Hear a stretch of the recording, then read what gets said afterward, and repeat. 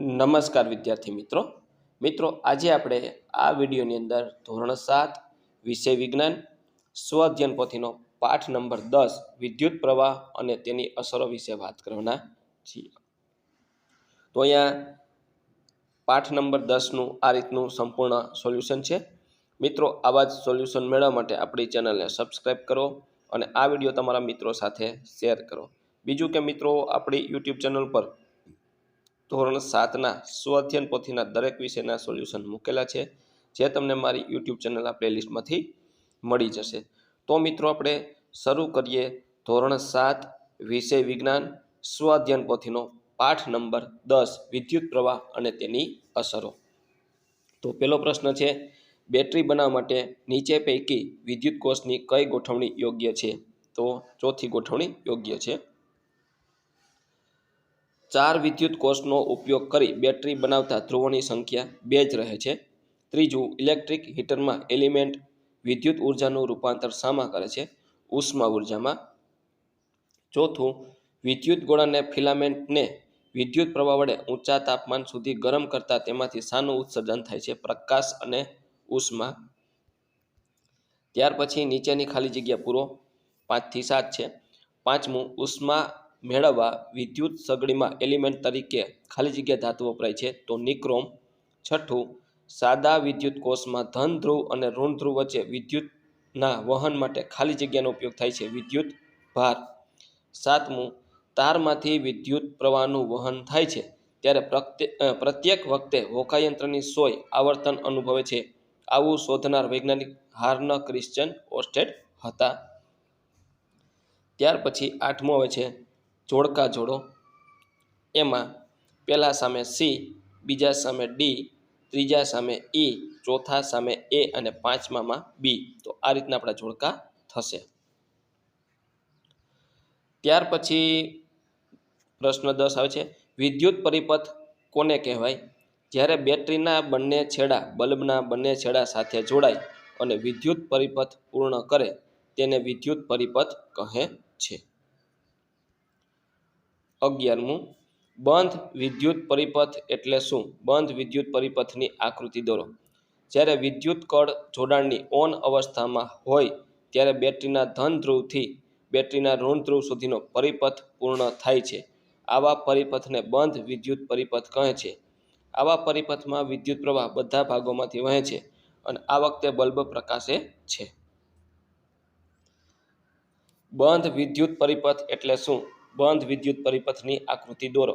તો આ છે મિત્રો અહીંયા આપણે બંધ વિદ્યુત પરિપથ છે એની આકૃતિ દોરેલી છે। આ મુજબ તમારે તમારી સ્વ અધ્યયન પોથીમાં આકૃતિ દોરવાની થશે। ત્યાર પછી 12મું આવે છે ખુલ્લો વિદ્યુત પરિપથ એટલે શું? ખુલ્લા વિદ્યુત પરિપથની આકૃતિ દોરો। જ્યારે વિદ્યુત કળ ખુલ્લી એટલે ઓફ અવસ્થામાં હોય ત્યારે પરિપથ પૂર્ણ થતો નથી, તેને ખુલ્લો વિદ્યુત પરિપથ કહે છે। આ પરિપથના કોઈ પણ ભાગમાં વિદ્યુત પ્રવાહ વહેતો નથી, તેથી બલ્બ પ્રકાશિત થતો નથી। ત્યાર પછી ખુલ્લો વિદ્યુત પરિપથ એટલે શું? ખુલ્લા વિદ્યુત પરિપથની આકૃતિ દોરો। તો આ રીતની મિત્રો તમારે તમારી સ્વ અધ્યયન પોથીમાં આકૃતિ દોરવાની છે। બલ્બ છે, કળ છે, એ રીતનું આકૃતિ દોરવાની થશે। ત્યાર પછી 13મું આવે છે વિદ્યુત પરિપથમાં કળના સ્થાને કઈ વસ્તુનો ઉપયોગ કરી બલ્બ ચાલુ કરી શકાય છે? તો અહીંયા આપણે વિદ્યુત પરિપથમાં કળના સ્થાને સ્વિચ, સેફ્ટી પિન જેવી વસ્તુઓ મૂકી અથવા ઉપયોગ કરી બલ્બ ચાલુ કરી શકાય છે। ત્યાર પછી 14મું છે બલ્બમાં ફિલામેન્ટ તરીકે કઈ ધાતુ વપરાય છે? તો બલ્બમાં ફિલામેન્ટ તરીકે ટંગસ્ટન ધાતુ વપરાય છે। તો મિત્રો અહીંયા આપણે સ્વ અધ્યયન પોથીની અંદર ક્રમમાં થોડોક ફેરફાર છે। તમારી સ્વ અધ્યયન પોથી છે એમાં પ્રશ્ન છે એનો ક્રમ અને મારી અહીંયા જે વિડીયો છે એના ક્રમમાં થોડોક ફેરફાર હોઈ શકે છે। 15મું, વિદ્યુત ઉપકરણો વાપરતી વખતે કઈ કાળજી રાખવી જોઈએ? તો વિદ્યુત ઉપકરણો વાપરતી વખતે તેમાં વાયરો ખુલ્લા હોય તેની કાળજી રાખવી જોઈએ। વિદ્યુત તારને અડકવું નહીં, ગરમ થયેલા ફિલામેન્ટને અડકવું નહીં, ખુલ્લા છેડાને અડકવું નહીં, ભીના હાથે સ્વિચ ચાલુ કરવી નહીં। ત્યાર પછી 16મું છે તમારા ઘરમાં વપરાતી બેટરીનું અવલોકન કરી વિદ્યુત પરિપથની આકૃતિ દોરો।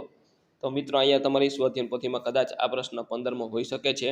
તો આ રીતની મિત્રો તમારે આકૃતિ દોરવાની થશે।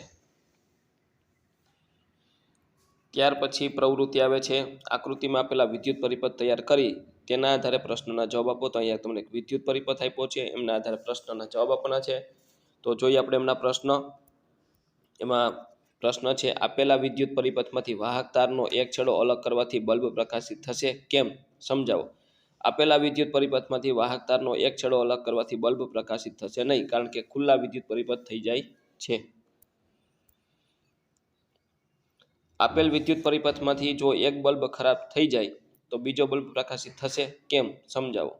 આપેલા પરિપથમાં જો એક બલ્બ ઉડી જાય કે બંધ થઈ જાય તો બીજો બલ્બ પ્રકાશિત થતો નથી, કારણ કે આ પરિપથમાં શ્રેણી જોડાણ છે.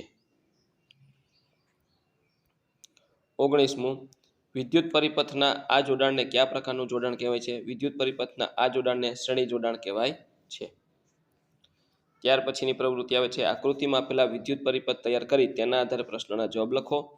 તો અહીંયા આપણે આકૃતિ આપી છે, એમના આધારે આપણે પ્રશ્નના જવાબ લખવાના છે. એમાં છે પ્રશ્ન આપેલા વિદ્યુત પરિપથમાંથી કોઈ પણ એક બલ્બનો છેડો અલગ કરવાથી બીજો બલ્બ પ્રકાશિત થશે કેમ? સમજાવો. આપેલા પરિપથમાં એક બલ્બનો છેડો અલગ કરવાથી બીજો બલ્બ પ્રકાશિત થશે નહીં, કારણ કે આપેલા જોડાણ સમાંતર જોડાણ છે. આપેલા વિદ્યુત પરિપથમાંથી કોઈ પણ એક બલ્બ ખરાબ થઈ જાય એટલે કે ઉડી જાય તો બીજો બલ્બ પ્રકાશિત થશે કેમ? સમજાવો. આપેલા વિદ્યુત પરિપથમાંથી કોઈ પણ એક બલ્બ ઉડી જાય કે બંધ થઈ જાય તો બીજો બલ્બ પ્રકાશિત થશે, કારણ કે આપેલ જોડાણ એ સમાંતર જોડાણ છે. 22મું, વિદ્યુત પરિપથના જોડાણને કયા પ્રકારનું જોડાણ કહેવાય છે? આ પ્રકારના જોડાણને સમાંતર જોડાણ કહે છે. 23મું, માગ્યા મુજબ પ્રશ્નનો જવાબ આપો. નીચે આપેલા સાધનનો ઉપયોગ કરીને વિદ્યુત પરિપથ તૈયાર કરો. તો બેટરી, વાયર, બલ્બ, કળ અને બલ્બનો ઉપયોગ કરીને વિદ્યુત પરિપથ બનાવવાનો છે. તો મિત્રો આ રીતનો તમે વિદ્યુત પરિપથ બનાવી શકો છો. આ રીતનો બેટરી, બે બલ્બ અને વાયરનો ઉપયોગ કરી અને વિદ્યુત પરિપથ બનાવી શકો છો. ત્યાર પછી 24મું આવે છે વિદ્યુત પ્રવાહની ઉષ્મીય અસરનો ઉપયોગ થતો હોય તેવા સાધનની યાદી બનાવો. ઇસ્ત્રી, સગડી, હેર ડ્રાયર, ગીઝર, હીટર વગેરે સાધનોમાં વિદ્યુત પ્રવાહની ઉષ્મીય અસરનો ઉપયોગ થાય છે. ત્યાર પછીનો ક્રમ છે વિદ્યુત પ્રવાહની ચુંબકીય અસર પર આધારિત વ્યવહારમાં ઉપયોગ થતો હોય તેવા સાધનની યાદી બનાવો. વિદ્યુત ઘંટડી, ડોરબેલ વગેરેમાં વિદ્યુત પ્રવાહની ચુંબકીય અસર પર આધારિત વ્યવહારમાં ઉપયોગ થતો હોય તેવા સાધનો છે. વિદ્યુત પ્રવાહની ઉષ્મીય અસરનો વ્યવહારમાં તમે ક્યાં ક્યાં ઉપયોગ કરી શકો છો? વિદ્યુત પ્રવાહની ઉષ્મીય અસરનો વ્યવહારમાં અમે ઇસ્ત્રી, સગડી, હીટર વગેરેમાં ઉપયોગ કરી શકીએ છીએ. વિદ્યુત પ્રવાહની ચુંબકીય અસરનો વ્યવહારમાં તમે ક્યાં ક્યાં ઉપયોગ કરી શકો છો? તો વિદ્યુત પ્રવાહની ચુંબકીય અસરનો ઉપયોગ વ્યવહારમાં અમે ડોરબેલમાં ઉપયોગ કરી શકીએ છીએ. 28મું, નીચેની આકૃતિમાં દર્શાવેલ વિદ્યુત પરિપથમાં બલ્બ એનો ફિલામેન્ટ તૂટી જાય છે તો કયા બલ્બ ચાલુ રહેશે? વિદ્યુત પરિપથમાં બલ્બ એનો ફિલામેન્ટ તૂટી જાય તો બલ્બ સી ચાલુ રહેશે. 29મું છે વિદ્યુત ઘંટડીનો સિદ્ધાંત જણાવો. વિદ્યુત ઉર્જાનું વિદ્યુત ચુંબકમાં રૂપાંતર કરે છે. 30મું, તારમાંથી વિદ્યુત પ્રવાહ પસાર કરતા તેની આસપાસ કયું ક્ષેત્ર નિર્માણ પામે છે? તારમાંથી વિદ્યુત પ્રવાહ પસાર કરતા તેની આસપાસ ચુંબકીય ક્ષેત્ર નિર્માણ પામે છે. તો મિત્રો આ તો આપણું ધોરણ 7 વિષય વિજ્ઞાનની સ્વ અધ્યયન પોથીનો પાઠ નંબર 10નું સંપૂર્ણ સોલ્યુશન. મિત્રો આવા જ સોલ્યુશન મેળવવા માટે આપણી ચેનલને સબસ્ક્રાઈબ કરો અને આ વિડીયો તમારા મિત્રો સાથે શેર કરો. બીજું કે મિત્રો આપણી યુટ્યુબ ચેનલ પર ધોરણ 7ના સ્વ અધ્યયન પોથીના દરેક વિષયના સોલ્યુશન મૂકેલા છે, જે તમને મારી યુટ્યુબ ચેનલના પ્લેલિસ્ટમાંથી મળી જશે.